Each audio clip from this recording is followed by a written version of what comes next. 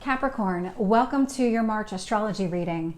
And so before I get started, this is going to be most accurate for your rising sign, so how other people perceive you. It is still accurate for your sun sign because that is how you express yourself. And then the third sign to really listen to is your moon sign. That is how you emotionally process everything. And so just to kind of give you a little bit more information on the month of March and how it's going to impact you. So March is a mix of Pisces energy and Aries energy. So we start out in Pisces season, we move into Aries season, which is the start of the astrological new year. And so for you, there's a big impact here to your third and your fourth houses. So third houses, short distance travel, communication, siblings, maybe even neighbors too. And then you've got your fourth house, which is your house of home. And so kind of jumping right into it. Mercury will enter Aries. So this happens on the 9th at 11:03 p.m. Eastern time. And so when this happens, we'll have Mercury, Chiron, and the North Node in Aries. And that's going to be significant later because we do have a lunar eclipse. So that is the reason I'm bringing that to the surface right now. And so this is where it's going to impact your home. So Aries is sitting in your house of home. And it is about, okay, Mercury in your house. What is it that you're trying to maybe understand about your home life and your home in general? What is it that you want to communicate about your home? Because those are both Mercury things. And so Mercury will be conjunct the sun in Pisces. And so the sun in Pisces is all about your dreams. It is expressing your dreams. So again, more expression, more information. The Pisces energy is actually occupying your third house. And so your third house, short distance travel. So when you look at them together, you've got communication surrounding your home and you've got some short distance travel. So this could indicate maybe traveling away from home. This would be short distance. This would be something by car. It could also indicate here that you maybe want to move, change residence, move to another location, another neighborhood, another city, something that would be within a driving range that's short distance. It could also be about communication, again, related to your home and the type of communication that you want to do with your home. And so really thinking about what it is that you're trying to accomplish here, because the goal here, the dream here is around this third house energy. The home is a part of it, but it's really about where do you want to live?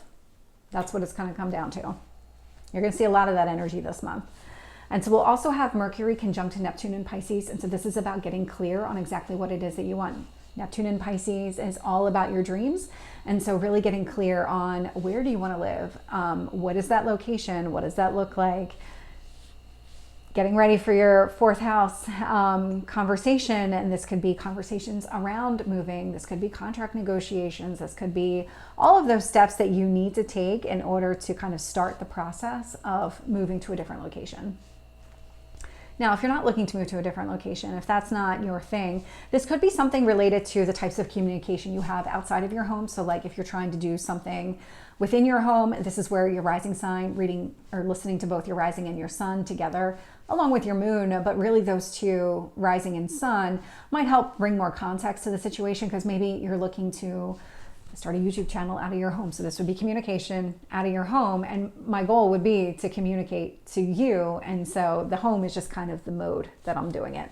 And so really kind of thinking it through that lens. We'll also have Mercury sextile Pluto in Aquarius. And so Pluto in Aquarius is all about tearing down structures that just don't need to be there. And that's what that energy is about. It's not tearing down for the sake of tearing down. It's tearing down with a purpose.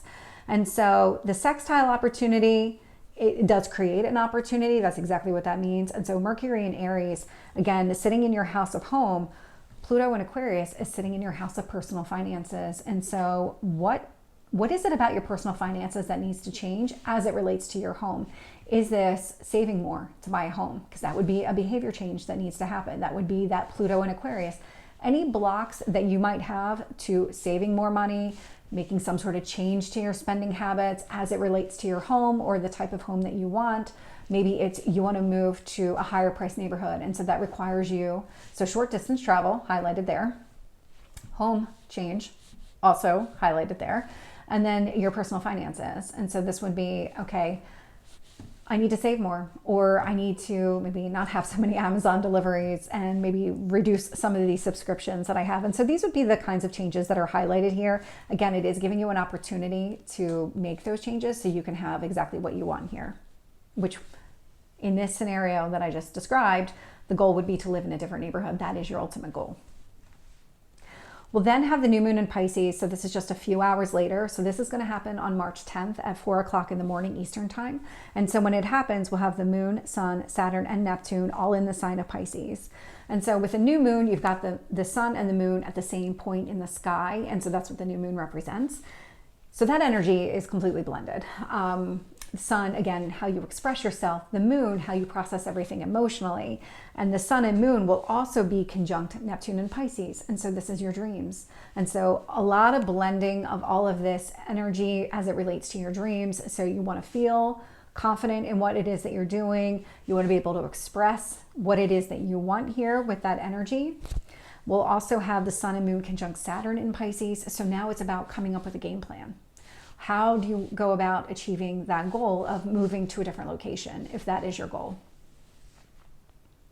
Then we'll have Venus enter Pisces. So that's going to happen on the 11th at 5:51 p.m. Eastern time. And so when that happens, we'll have Venus, Saturn, Sun, and Neptune all in the sign of Pisces. But Venus is actually going to be conjunct Mars at this point. And so conjunct Mars, but Mars is in Aquarius.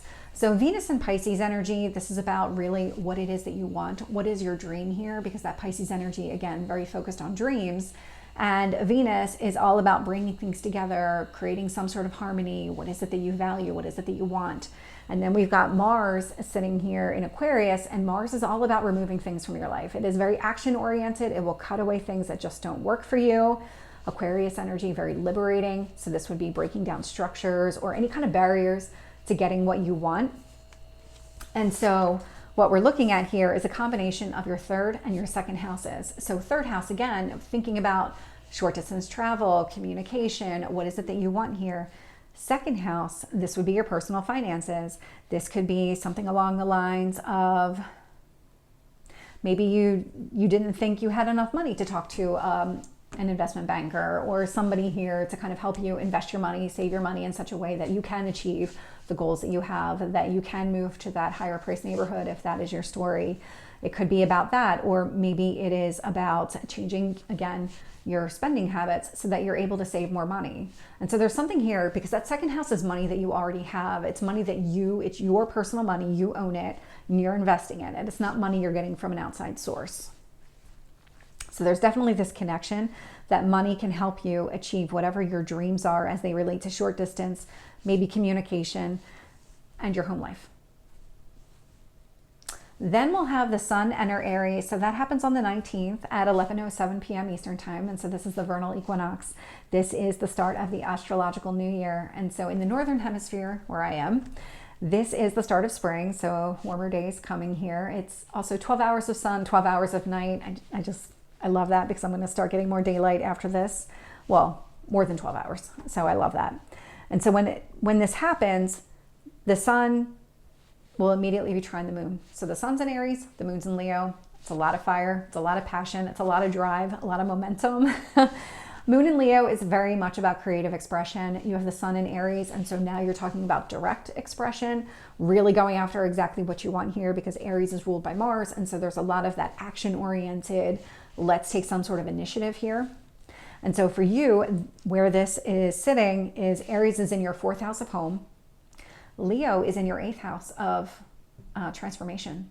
And so there's something here about changing. So it could quite possibly be that you need to change to a different location or you want to move to a different location. There's something about your home and maybe some sort of transformation that's taking place. So really thinking through from that perspective. 8th house is also other people's money. So this would be the money that you get from your employer. Could be some sort of inheritance. Could be something along those lines. It's also being highlighted here. And so this trine energy is a very easygoing type of energy. So whatever it is that you're trying to do, whether it is getting more money from your employer in order to be able to have the house that you want in the neighborhood that you want. It could be along the lines of just the transformation in general that you're trying to achieve in your home and with your home life. And so these are things that are really being highlighted here and really being blessed by the universe with that trine energy. We'll also have the sun conjunct Neptune and Pisces. And so again, Neptune and Pisces, we're sitting here looking at your 3rd house of short distance travel, communication, as it relates to your 4th house of home. And so again, really kind of thinking through what is it that you're trying to accomplish? What is it that you want for yourself? Because this is all being heavily highlighted here. Change in residence does seem likely. And it doesn't mean that you're going to move at this time. This does feel more like those communications, those, okay, how do we get everything together? How do I get all my documents together, my statements, whatever it is that I need to be able to present to get a mortgage, and have those conversations about getting that letter so that I can go house hunting and make an offer. It's all of that type of energy that is coming through right now. Then we'll have Mars enter Pisces. So this is going to happen on the 22nd at 7:48 p.m. Eastern time. And so when this happens, we'll have Mars, Venus, Saturn, and Neptune all in the sign of Pisces. Mars will actually be opposite the moon in Virgo. And so Mars in Pisces, this is actions related to your dreams, but dreams, I mean, they're way up here in the sky. They're just very ethereal. And then you've got the moon in Virgo. And so Virgo is a very grounded energy, very practical energy, detail oriented, can be in service or some sort of healing energy, but it is kind of this grounding energy. And so you've got Mars in Pisces that is kind of up in the sky, and then you've got the moon down here in Virgo. And so this is about, okay, well, yeah, that's great that those are the actions that I'm taking to go after my dreams, but how do I bring them down into reality? How do I emotionally ground myself in those dreams to make them real? And that's the energy that's happening. So it is kind of a push-pull type of energy, because that is what an opposition will do. And so this could be, again, maybe seeing things, details versus big picture, because we've got Mars in Pisces, so that's sitting in your 3rd house. The moon in Virgo is sitting in your 9th house. And so really thinking about your 9th house energy, which is seeing things from a big picture. This could be something long distance, whereas the 3rd house is short distance. And so long distance travel, short distance travel, plane, car. Well, it's probably more realistic just based on all the energy that's happening this month. It's probably not going to be the distance piece. It's not going to be this kind of push-pull between long distance and short distance, although it might. It is more about, so it actually could be, because I'm hearing that. So you might actually be trying to figure out if you want to move further away, like to another location altogether that would be a further distance to travel, not easily done by car. So that could be the case. Probably more realistic, it's that big picture versus the details. And so really trying to understand what it is that you're trying to achieve here with that energy. Because 9th house is about growth, it's about expansion. And so that could be part of it too, where wherever it is that you're trying to move to, maybe it isn't a more expensive location. Maybe it's just a different location where the houses are easily affordable and that you get more for your money. And so that could be an instance here as well. So it can play out in multiple ways. Your home is definitely being highlighted. I was going to say I'd be surprised if you weren't looking to move locations, only because it's coming up so prominently in this reading. We'll also have Mars square Uranus and Taurus. And so Uranus and Taurus, again, another earth sign, very grounded energy. Uranus likes to shake things up.